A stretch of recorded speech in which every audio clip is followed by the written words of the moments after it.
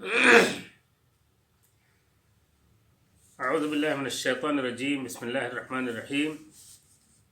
افتطمعون ان یؤمنوا لکم وقد کان فریق منهم یسمعون کلام اللہ ثم یحرفونه من بعد ما عقلوه وهم یعلمون۔ بنو اسرائیل اور قوم یہود کے تذکرے کے ضمن میں مسلمانوں کو خطاب کر کے بتایا گیا کہ اے مسلمانوں، تم اس امید میں نہ رہو کہ یہ یہودی یا یہ بنو اسرائیل تمہاری دعوت پر یعنی اسلام اور قرآن کی دعوت پر لبیک کہیں گے، اس ناطے کہ ان میں گروہ وہ تھا، اور اس گروہ سے مراد یہود کے علماء، ان کے فقہاء، ان کے مفتیان ہیں کہ جن کا حال یہ تھا کہ یسمعون کلام اللہ کے کلام کو سنتے تھے، یعنی تورات، زبور اور جو بھی آسمانی کتابیں ان کے نبیوں پر نازل ہوئی، تو اللہ کے کلام کو سنتے تھے، ثم یحرفونہ، پھر اس میں وہ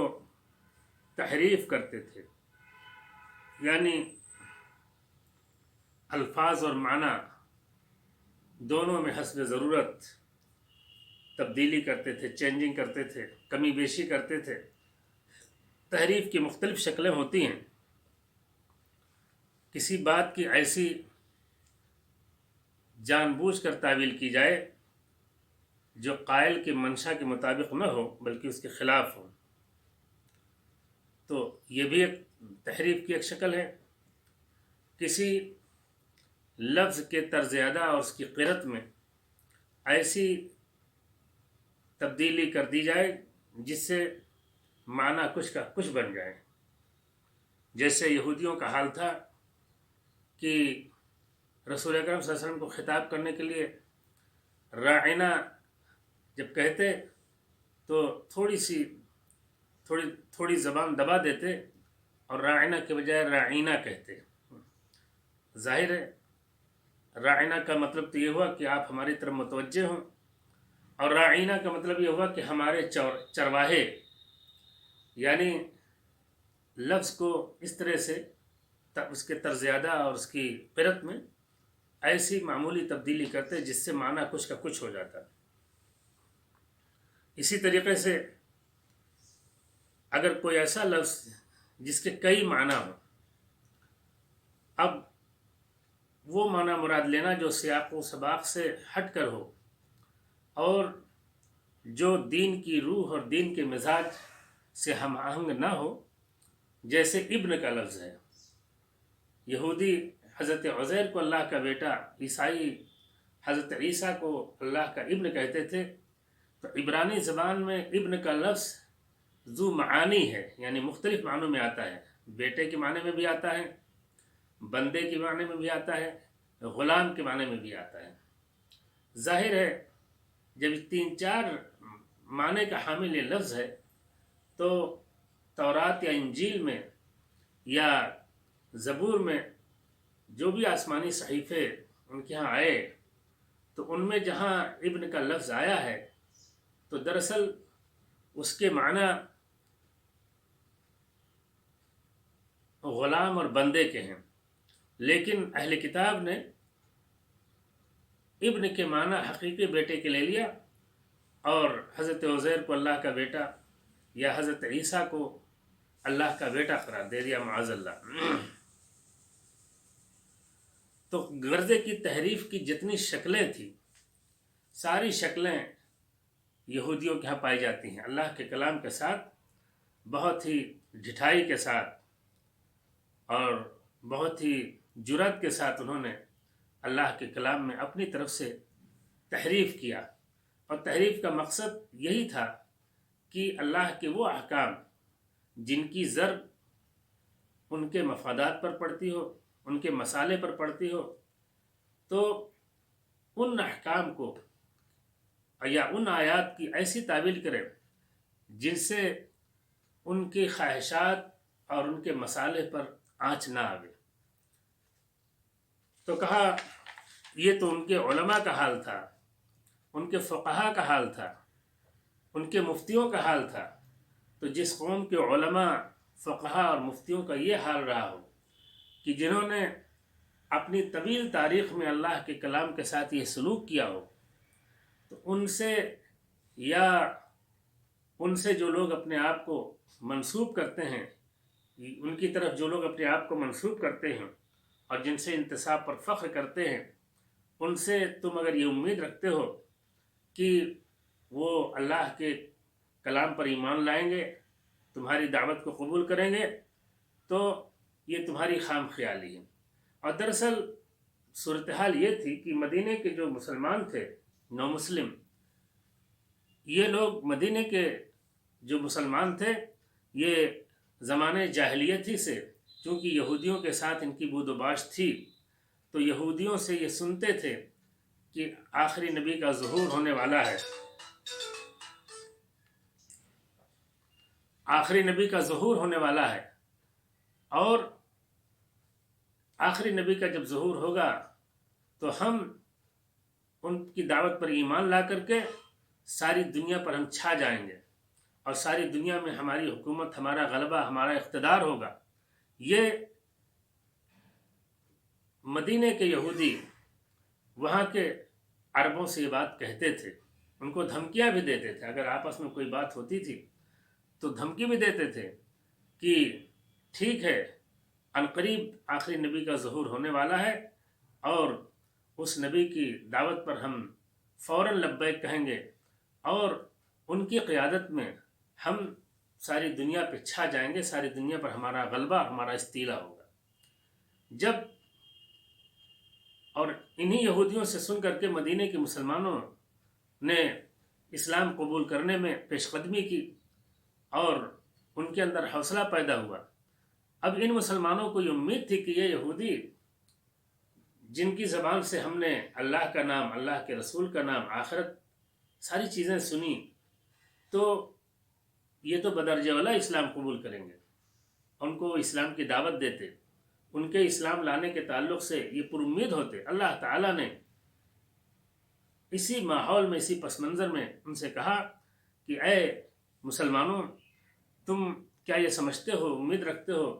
کہ تمہارے دین پر یہ ایمان لے آئیں گے، جبکہ ان کا کردار یہ تھا، اور جبکہ ان کی تاریخ اتنی خراب ہے۔ اس کے بعد اللہ نے فرمایا وَإِذَا لَقُوا الَّذِينَ آمَنُوا قَالُوا آمَنَّا وَإِذَا خَلَا بَعْضُهُمْ إِلَى بَعْضٍ قَالُوا وَتُحَدِّثُونَهُمْ بِمَا فَتَحَ اللَّهُ عَلَيْكُمْ لِيُحَاجُّوكُمْ بِهِ عِنْدَ رَبِّكُمْ أَفَلَا تَعْقِلُونَ۔ کہا ان کا حال یہ ہے کہ جب یہ مسلمانوں سے ملتے ہیں تو کہتے ہیں ہم ایمان لائے، ہم بھی اللہ کو مانتے ہیں، اللہ کے رسول پر ایمان رکھتے ہیں، اللہ کی کتاب پر ایمان رکھتے ہیں۔ وَإِذَا خَلَا بَعْضُهُمْ إِلَى بَعْضٍ، اور جب یہ تخلیے میں ہوتے ہیں اور آپس میں ایک دوسرے سے ملتے ہیں، خلا کہتے ہیں خلوت بفلان وإلى فلان، عربی زبان میں کہتے ہیں اذا انفردت، بھی آدمی کسی سے تنہائی میں ملے تو اس کو عربی زبان میں کہتے ہیں خلوت بفلان، میں فلاں سے تنہائی میں ملا، یا خلوت إلى فلان۔ اور یہاں الا لایا ہے، خلا کا صلہ الا آیا ہے، جبکہ عام طور پہ اس کا صلہ بے ہوتا ہے، تو خلوت بھی کے بجائے خلوت الیہ کہا،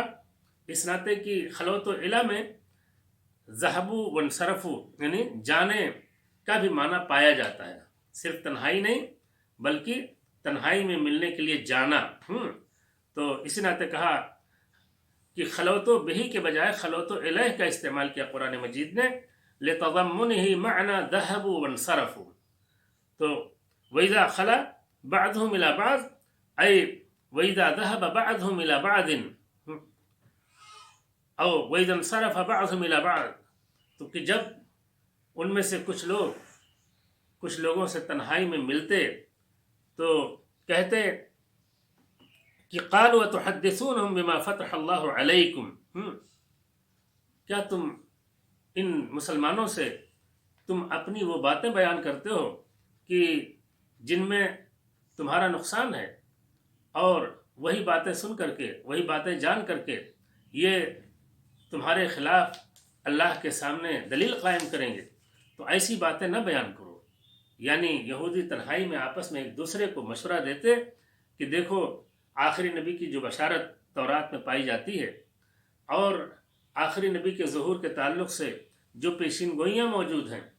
ان کو تم ان سے نہ بیان کرو، ان سے نہ چھپاؤ، یا ہمارے جو کالے کرتوت ہیں اور ہماری جو کوتاہیاں ہیں،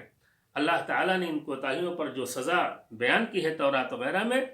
تو ان کو بھی نہ بیان کرو، ورنہ یہ تمہارے خلاف حجت قائم کریں گے اللہ رب العالمین کے پاس۔ کہا قالوا تحدثونہم بما فتح اللہ علیکم، تو کہا بما فتح اللہ علیکم،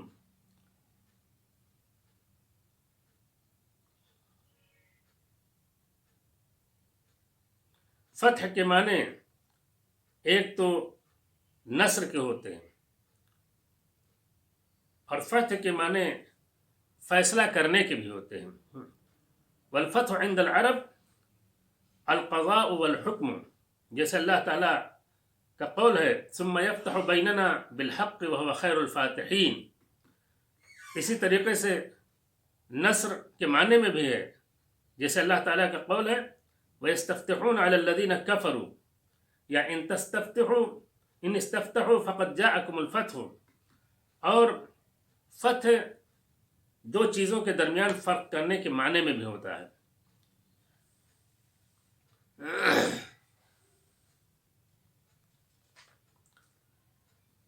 کہا قالوا تحدثونهم بما فتح الله عليكم ليحاجوكم به عند ربكم، ليحاجوكم به عند ربكم، المحاجة ابراز الحجة، عنوان۔ کہا قالوا تحدثونهم بما فتح الله عليكم ليحاجوكم به عند ربكم افلا تعقلون، کہا تم ان سے وہ باتیں بیان کرتے ہو جو اللہ تعالیٰ نے تم پر کھول دی ہیں، تمہیں بتا دی ہیں، اور اگر یہ چیزیں تم بتا دیتے ہو، یعنی جیسا کہ میں نے بتایا کہ وہ باتیں، وہ احکام جو تورات کے اندر ہیں، اور کہ جن احکام میں یہودیوں کے لیے سزا اور آخرت کے عذاب کی بات کہی گئی ہے، تو کہا اگر یہ باتیں ان کو بتا دو گے تو قیامت کے دن تمہارے رب کے پاس تمہارے خلاف یہ دلیل پیش کریں گے، اتنی بات تم نہیں سمجھتے ہو۔ تو یہ تو ان یہودیوں کے علماء کا حال تھا۔ اللہ نے کہا اولا یعلمون ان اللہ یعلم ما یسرون وما یعلنون، انہیں اتنا نہیں پتہ ہے کہ ان کے چھپانے سے، جو اپنی حق پوشی کو جو چھپاتے ہیں، اسی طریقے سے جو یہ شرارتیں کرتے ہیں، جو کچھ یہ چھپاتے ہیں، یہ سمجھتے ہیں کہ اللہ رب العالمین نہیں جانے گا۔ اولا یعلمون، انہیں معلوم ہونا چاہیے کہ ان اللہ یعلم ما یسرون وما یعلنون، جو خفیہ طور پہ جو جرائم کا ارتکاب کرتے ہیں یا اعلانیہ جرائم کا ارتکاب کرتے ہیں، سارے ان کے سارے جرائم اور سارے کرتوتوں کی خبر اللہ رب العالمین کو ہے۔ اس کے بعد عام یہودیوں کا تذکرہ کیا، کہا ان کے علماء اور خواص، ان کے فقہاء اور ان کے مفتیوں کا حال تو یہ تھا، اور جو ان کے عوام ہیں، کہا وَمِنْهُمْ أُمِّيُّونَ وَمِنْهُمْ أُمِّيُّونَ، لا، اور ان میں جو امی ہیں، ان میں جو امی ہیں، یعنی یہودیوں میں جو امی، اور امی یہ الامہ الامیہ کی طرف منسوب ہے۔ عربی زبان میں کہتے ہیں والأمی منسوب إلى الأمة الأمیہ التي هي على أصل ولادتها من أمهاتهم لا تتعلم الكتابة ولا تحسن القراءة للمكتوب، یعنی امی یہ امت امیہ کی طرف منسوب ہے، جو دراصل اپنے اصل پیدائش پر قائم ہو، اپنے ماں کے پیٹ سے جنم لیا، اس وقت وہ نہ لکھنا جانتے تھے نہ پڑھنا جانتے تھے، اور اسی سے ہے حدیث ہے ان امت امیہ لا نکتب ولا نحسب، تو یہ ہے امی کا مطلب۔ ویسے اس کے اور بھی کچھ معنی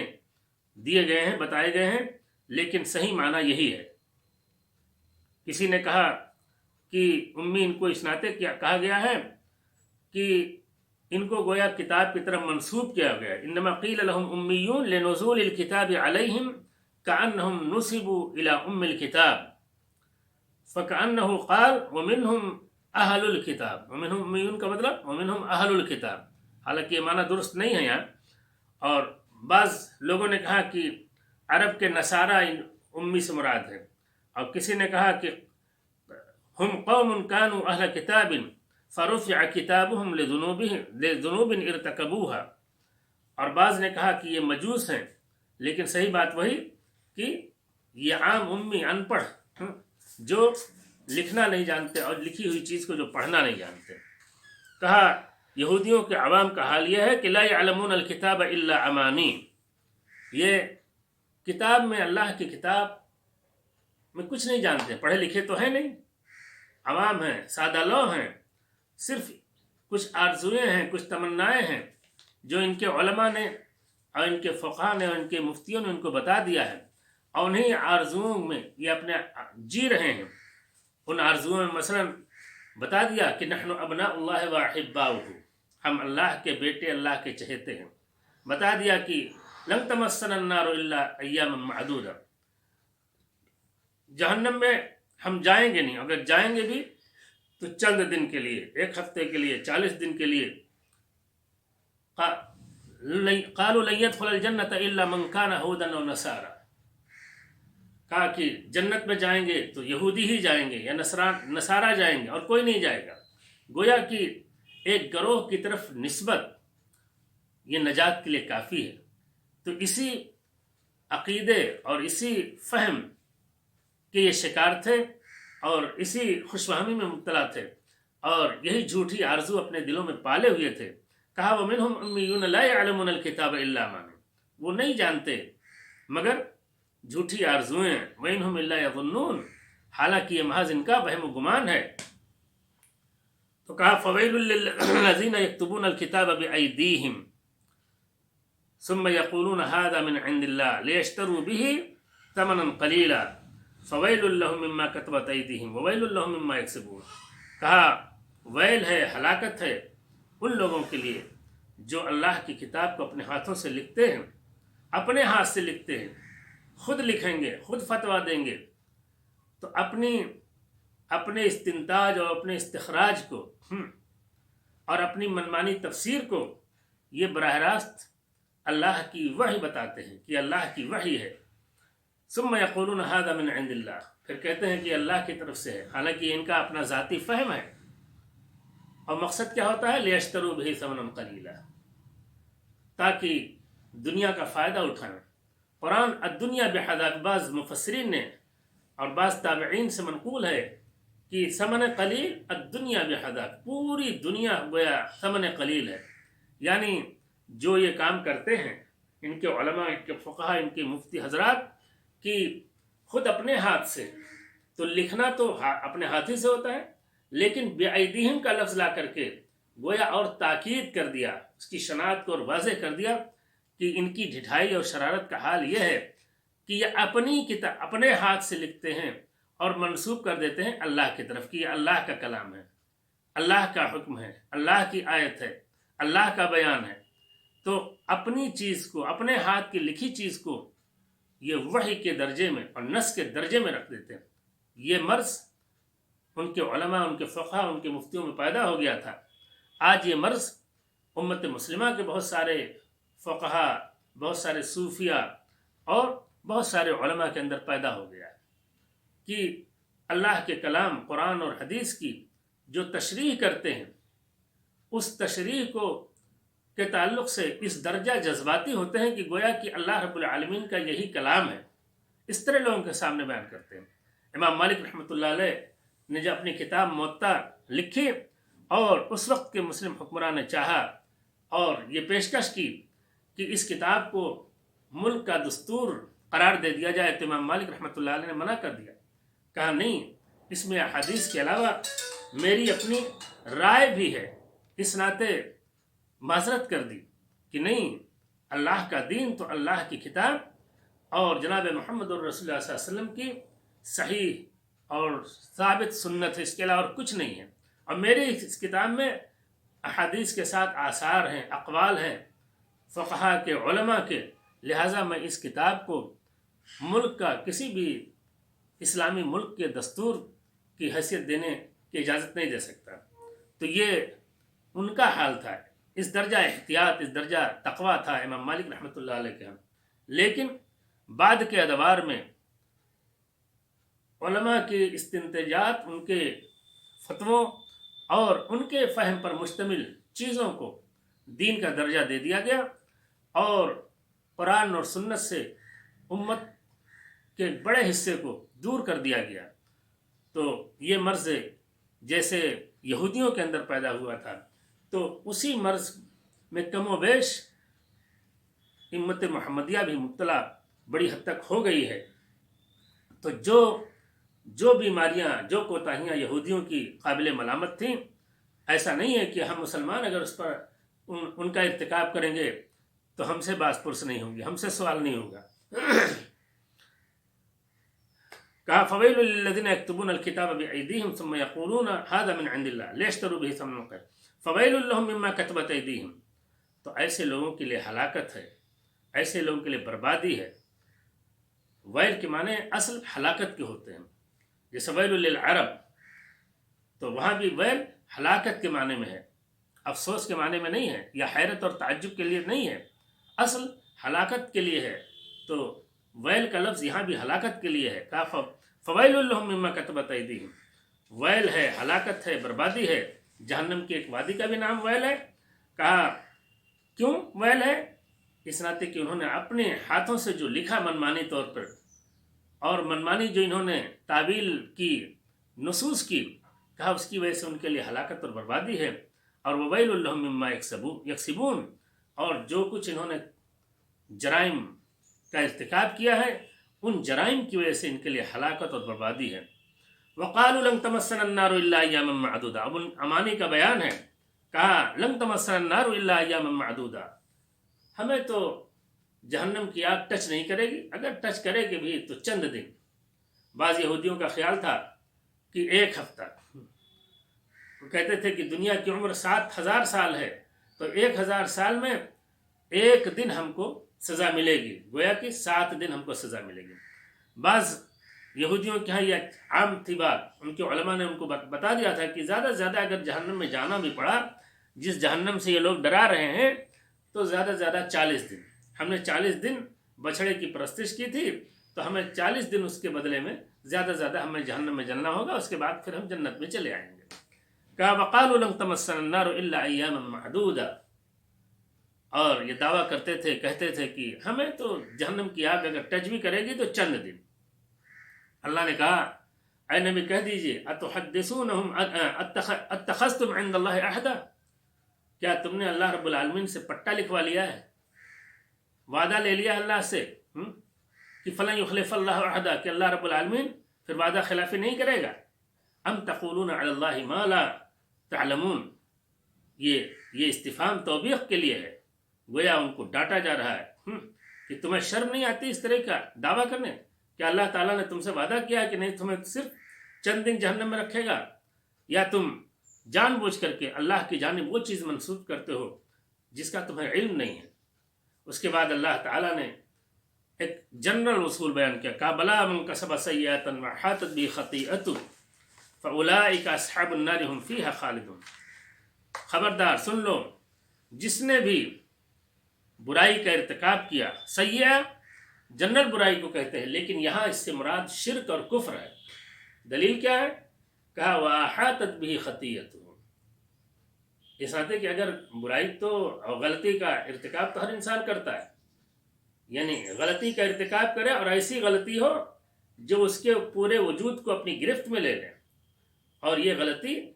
اور یہ جرم اور یہ سیئہ کون سا ہے؟ شرک ہے۔ اسی ناطے جو اس کا انجام بیان کیا،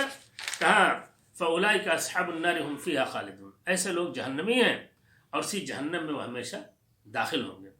تو شرک کا ارتکاب کوئی بھی کرے، مسلمان اگر شرک کرتا ہے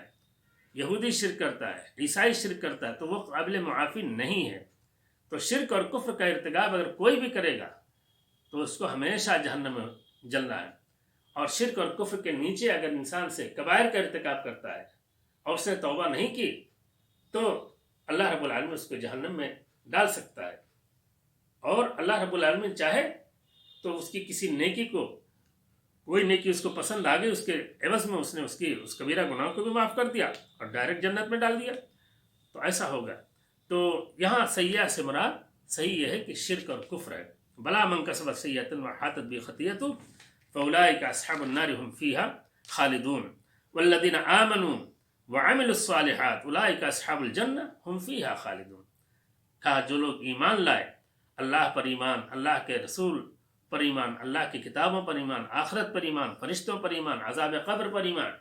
ان ساری چیزوں پر، تقدیر پر ایمان، ساری چیزوں پر جو ایمان لائے اور ایمان کے مطابق عمل کیا، صالح عمل، تو کہا ایسے لوگوں کے لیے بشارت ہے، ایسے لوگ جنت والے ہیں، ہم فیہا خالدون، اس جنت میں ہمیشہ رہیں گے۔ تو ایمان اور عمل صالح یہ نجات کے لیے ضروری ہے۔ اور اگر ایمان اور عمل صالح سے انسان محروم ہے، مان لیا، اور ایمانیات کی جتنی چیزیں ہیں، اللہ پر ایمان، اللہ کے رسول پر ایمان، اللہ کی کتاب پر ایمان، فرشتوں پر ایمان، آخرت پر ایمان، سب پر ایمان اگر نہیں رکھتا انسان، مثال کے طور پر کوئی آدمی حضرت عیسیٰ علیہ السلام کو اللہ کا رسول نہ مانے، حضرت موسیٰ علیہ السلام کو نہ مانے اور محمد عربی صلی اللہ علیہ وسلم کو مانے تو وہ مسلمان نہیں۔ اس ناطے کہ ایسا نہیں ہو سکتا ہے، ضروری ہے کہ سارے رسولوں اور سارے نبیوں پر ایمان لایا جائے، ساری آسمانی کتابوں کو آسمانی کتاب مانا جائے، البتہ یہ ایمان اور یقین ہو کہ آخری نبی جناب محمد رسول اللہ صلی اللہ علیہ وسلم اور آخری کتاب ہدایت قرآن مجید کو آخری کتاب ہدایت اور محمد عربی صلی اللہ علیہ وسلم کی لائی ہوئی شریعت کو آخری شریعت مانے انسان، یہ ماننا نجات کے لیے ضروری ہے۔ ورنہ آدمی چاہے جتنا نیک ہو اور چاہے جتنا نیکی کرے، لیکن اگر وہ رسول اکرم صلی اللہ علیہ وسلم کی نبوت و رسالت کا منکر ہے، یا قرآن مجید کی کسی آیت یا قرآن مجید کو اللہ رب العالمین کا کلام نہیں مانتا ہے، ایک آیت کا بھی انکار کرتا ہے، تو ایسی صورت میں وہ موجب کفر ہے اور ایسا آدمی مسلمان نہیں ہو سکتا ہے۔ اسی طریقے سے اگر کوئی سنت ثابت ہے، غیر مختلف فی ہے اہل سنت کے ہاں، مثال کے طور پر مسواک کی فضیلت ہے، بظاہر ایک معمولی چیز ہے، لیکن مسواک کی بڑی فضیلت ہے، احادیث سے ثابت ہے اور کسی کا اس میں اختلاف نہیں ہے، محدثین فقہا سبھی مسواک کی مشروعیت اور مسواک کی فضیلت کے قائل ہیں۔ اب سنت مسواک کا کوئی آدمی استہزاء کرے، مذاق اڑائے، اس کا منکر ہو جائے، تو ایسا انسان بھی گویا کہ اس نے کفر کا ارتکاب کیا ہے اور یہ چیز موجب کفر ہے۔ البتہ اگر کسی حدیث کے سلسلے میں کسی کو فنی اور علمی اختلاف ہے، اس کی تحقیق کے مطابق وہ حدیث ثابت نہیں ہے، وہ حدیث صحیح نہیں ہے، وہ حدیث اللہ کے رسول صلی اللہ علیہ وسلم کی طرف اس کی نسبت اس کے ہاں درست نہیں ہے، تو یہ اس کا علمی اور فنی اختلاف ہے، اس کی بنیاد پر ہم اس کو کافر یا دائرہ اسلام سے خارج نہیں کہہ سکتے ہیں۔ اس ناطے کہ اگر ایسا کر دیا جائے گا تو پھر بہت سارے، مثال کے طور پر مولانا آزاد رحمۃ اللہ علیہ حدیث ثلاث کذبات کے وہ قائل نہیں ہیں، جس میں حضرت ابراہیم علیہ السلام کے تعلق سے ہے کہ میں 3 بار میں جھوٹ بولا ہوں، اس ناطے میں شفاعت کرنے کے قابل نہیں۔ مولانا آزاد نے اس حدیث کا انکار کیا، مولانا مودودی مرحوم نے اس حدیث کا انکار کیا، اس کو کنڈم کیا۔ تو اس کی بنیاد پر، لیکن یہ فنی اور علمی اختلاف ہے، وہ اس کو حدیث مانتے ہی نہیں کہ یہ ناممکن ہے کہ یہ حدیث اللہ کے رسول صلی اللہ علیہ وسلم کی ہو۔ تو اگر کسی کو فنی اور علمی اختلاف ہے تو اس کی نوعیت دوسری ہے، لیکن اگر کسی سنت ثابتہ کا کوئی آدمی مذاق اڑائے، صریح انکار کر دے، داڑھی رسول اکرم صلی اللہ علیہ وسلم کی سنت ہے، اسلام کا شعار ہے، ایک آدمی نہیں رکھتا، ٹھیک ہے، وہ اس کی کمی ہے، اس کی غلطی ہے، لیکن اگر اس کا منکر ہو جائے، اس کا استہزاء کرے، مذاق اڑائے، تو یہ چیز موجب کفر ہے. تو یہ عام اصول بتا دیا کہ دیکھو اگر انسان جو شرک کا مرتکب ہوگا اور اسی پر اس کی موت ہوئی تو وہ جہنمی، اور جو ایمان اور عمل صالح کا حامل ہے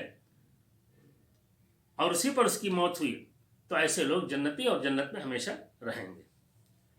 جزاکم اللہ خیرا.